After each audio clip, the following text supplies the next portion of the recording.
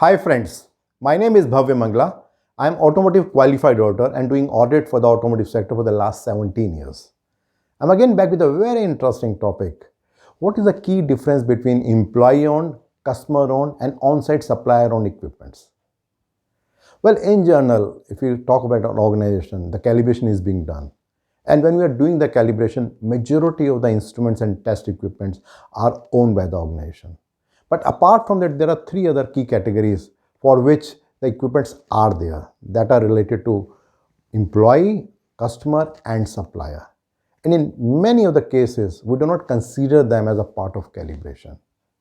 But unless and until we do not consider them for calibration, there is a very high possibility that whatever product that we are manufacturing, it will not meet the quality level.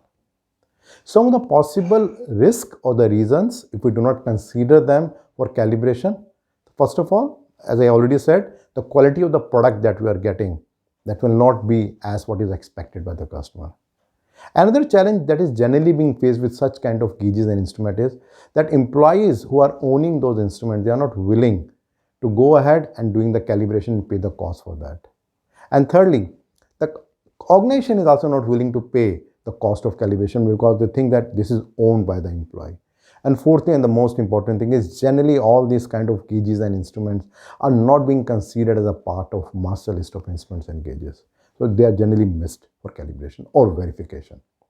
Now to talk specifically about the key meaning and the differences between these three, to start with employee owned gauges. Now, first of all, these kind of gauges are not these kind of gauges which are owned by the employees. It is not very common in Indian subcontinent, but if you look at USA, Europe, Mexico, or some part of Japan, you will find that it's quite open, that it's normal that some of the people are carrying some sort of a gauges with them, and they generally use it maybe during in-process inspection or file inspection, and in majority of the cases it is being used as a reference just to see that whether everything is okay or not. Well, first of all these gauges or measuring instruments, either they should be calibrated or verified, and if not, they should be identified as a reference gauge only, so that they should not be considered as a final gauge, that whatever results are coming, we are giving a final decision about it.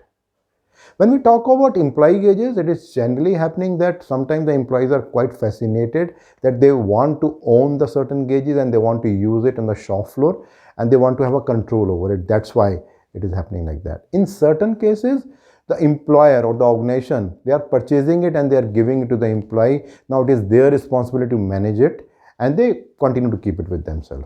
So in both the cases, it is being considered as employee-owned gauges. When we talk about customer-owned gauges, it's a very common phenomena wherein the customer is giving some test equipment, maybe some gauges, and generally it is more related to fitment because they expect that when the organization is checking something in their final inspection, the same kind of gauge is there with them also in their incoming inspection, so that there is no difference of opinion that whatever has been approved by the organization in their final inspection, when it is going to the customer end, it is being rejected there. So all those kind of gauges and test equipments are generally being called as a customer owned equipment. And the third category is on-site supplier owned equipment. Again, if you talk about Indian subcontinent, it's not a very common thing, but maybe in some other countries like Europe or America, you'll find it quite common wherein some of the part of testing is being outsourced. So what is happening is that supplier may be bringing their own CMM machine or maybe salt spray tester and they are putting it at the organization premises. So they are testing it, checking it and giving the report. But since it is not owned by the organization, many times we fail to consider it as a part of the organization. They are not part of the master list. And then what is happening is that since we are not calibrating it, and the same thing somewhere is happening with the supplier also, because maybe organization is not demanding the supplier to get them calibrated and they are also not considering them for calibration at their end. So these are called the supplier owned gauges. Now, the another point that comes is that what can happen in case we are not calibrating them, or what are the possible challenges that industry faces. The first and the most important thing is generally all these kind of gauges or the measuring instruments related to employee, customer or supplier, they never find a place in the master list of instrument. Secondly, they are never being considered for the calibration. And thirdly, which is a common thing apart from these also for the organization, that whenever the calibration is being done, they are never being checked for its authenticity, that whatever is given by the calibration agency, whether everything is okay or not. So if we give a brief summary about it, when we talk about employee-owned equipment, we are talking about those gauges which are owned by the that employee, or maybe given by the organization, and they remain in custody of the employee and generally not being considered for the calibration or verification process. When we talk about customer-owned gauges, these are those gauges which are generally made by the customer and given to the organization. Sometimes it is also called customer supplied property also. And the idea is to ensure that there is no gap between the result that is coming at the organization end and when they are being checked at the customer end. And the third and the last important thing is with respect to the supplier. And here the intent is we are talking about some outsourcing of the testing which is done actually at the organization end, like CMM or maybe salt spray or maybe any other testing that is being done by the supplier. But those kind of instruments or gauges are not being considered for calibration.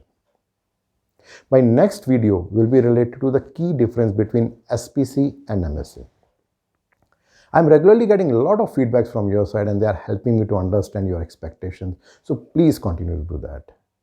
And in case you want to understand a little bit more about this video, if you go below, you'll find a link. And if you click it, you'll find a blog there. And that will help you to understand a little bit more about this particular video.